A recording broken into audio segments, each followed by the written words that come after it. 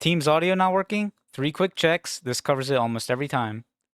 Open the start menu, type Windows Update.